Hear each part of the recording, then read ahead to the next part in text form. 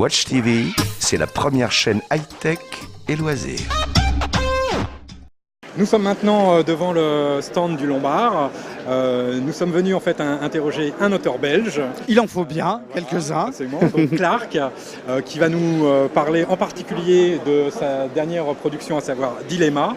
Et comme c'est un ancien du monde de la bande dessinée, la première question que j'ai eu envie de lui poser, c'est est-ce qu'il prend toujours autant de plaisir à venir à Angoulême ? J'éprouve toujours la même terreur avant de venir, ça c'est sûr. Je suis toujours autant malade en revenant. Entre les deux, ça dépend des années. Alors votre actualité est assez chargée cette année puisque en fait vous avez sorti coup sur coup au Lombard un premier album donc qui s'appelle Réalité oblique, qui est un recueil de nouvelles graphiques autour du thème de nos différentes réalités intérieures, extérieures. Est-ce que vous êtes d'accord ? Oui, assez. Bon. C'est une espèce de truc, on va mettre des gros guillemets, mais c'est un peu quête existentielle, quoi, c'est un peu spécial. Oui. Et ça se présente, c'est vrai, comme des épisodes de la 4e dimension, donc c'est un peu creepy quand même. Oui, tout à fait. C'est tout en noir, c'est assez sombre. Ouais. Et puis ici, maintenant, là, vous sortez Dilemma, donc votre nouvel album, c'est un one-shot. Oui. Ce one-shot, il est également assez sombre. Il se situe, enfin, il parle de déterminisme ou de complot à l'échelle humaine, on va dire. Moi, la question que je me pose, c'est qu'est-ce qui vous inspire en ce moment sur de tels albums ? C'est-à-dire que vous avez une œuvre plus sombre maintenant. Est-ce que votre regard sur le monde a changé ? Non, je pense que je m'autorise à en parler. Je veux dire, c'est des choses qui sont lentes. Une carrière, carrière, encore une fois avec des guillemets, mais ça se construit lentement. On démarre avec les moyens qu'on a, la maturité qu'on a et le métier qu'on a au début. Et peu à peu, on se fait un nom, on se fait une technique, on apprend la narration, on apprend à faire des choses et donc on se permet plus de choses, on s'autorise en fait à parler de choses un peu plus pointues, plus subtiles, plus complexes. Et il se trouve que dans mon cas, voilà, ça prend du temps parce que je suis je suis un fruit à maturation lente.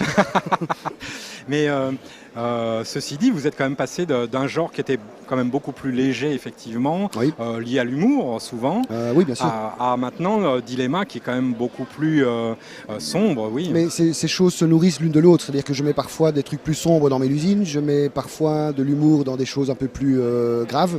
J'avais fait un album qui s'appelait Les étiquettes chez Glénat, où c'était quand même grave, mais il y avait de l'humour avec. Enfin, je veux dire, il est possible de faire des mélanges de genres, mais pour ça, il faut... je vais appeler ça un certain métier, il faut un certain savoir-faire et c'est pas toujours évident au départ de se dire ok, je vais jongler d'un à l'autre. Je me sentais pas moi en tout cas capable de faire ça, quoi. Donc maintenant c'est plus facile. D'accord. Alors je rappelle pour ceux qui ne le sauraient pas que vous êtes belge. Oui, exact. Voilà, personne n'est parfait, on est d'accord. J'assume. En ce moment, c'est aussi un thème qu'on rencontre à Angoulême. On parle beaucoup de la situation des auteurs, la précarité des auteurs. Oui. Et les États généraux, d'ailleurs, qui tiennent session en ce moment, tout à fait, à Angoulême, abordent ce sujet-là. D'après vous, est-ce que la situation des auteurs belges est différente de la situation des auteurs français ? Bien sûr. Il n'y a absolument aucun statut d'artiste en Belgique. Il n'y a rien, les intermittents du spectacle, des choses comme ça, tout ça n'existe pas en Belgique. Oui. Les budgets à la culture, vous les divisez par 200 et vous arrivez encore à quelque chose de très surestimé en Belgique. Donc il n'y a pas du tout ce confort que les Français ont. Je suis bien d'accord qu'il y a quand même des manques puisqu'il y a les états généraux, etc. Mais la situation chez nous n'a absolument rien de commun avec ça. Donc je dirais pas que je trouve ça... Enfin, je suis pas autorisé à parler, je me sens pas autorisé à parler des états généraux, de ce qui se fait en France, même si je considère qu'il y a des manques, qu'il y a quelque chose à faire, on doit réagir. Mais la Belgique fonctionne de manière très très différente depuis le début. Je veux dire, chez nous, on est indépendant et on fait avec, quoi. Je veux dire, c'est loin d'être aussi simple en fait. D'accord. Vous pensez donc que c'est même plus compliqué en fait en Belgique qu'en France ? Je ne sais pas si c'est plus compliqué parce qu'on est habitué. Oui. Mais dans le cas, si c'est notamment pour citer les États généraux et leur chouette démarche, je veux dire, je trouve par contre que c'est beaucoup plus...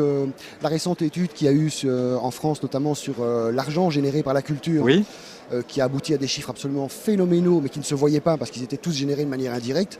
J'ai l'impression que cette étude-là portera beaucoup plus ses fruits que les états généraux, parce qu'elle se situe à un niveau bien différent. On parle d'argent, de gros sous, et que là, ça va faire réagir des vrais décideurs.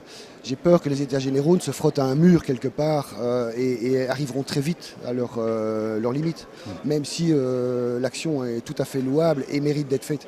Mais je pense qu'une étude comme celle-là aura beaucoup plus d'impact, et j'espère d'ailleurs qu'elle aura plus d'impact. Bon, est-ce que vous avez déjà commencé un suivant projet ? Oula, ça c'est peut-être la question la plus longue. Donc il y a Mélusine qui sort en juin, le 24. J'ai fini le scénario du 25. Il y a un deuxième Réalités obliques qui sort en août, je pense. D'accord. J'ai un scénario qui est terminé, que j'ai commencé à dessiner, qui est une collaboration. Et puis j'ai encore un autre scénario du genre de Dilemma que je viens de démarrer et qui est signé aussi également, mais qui à mon avis ne verra pas le jour avant un certain temps parce que c'est quand même un gros pavé. Watch TV, c'est la première chaîne high-tech et loisirs.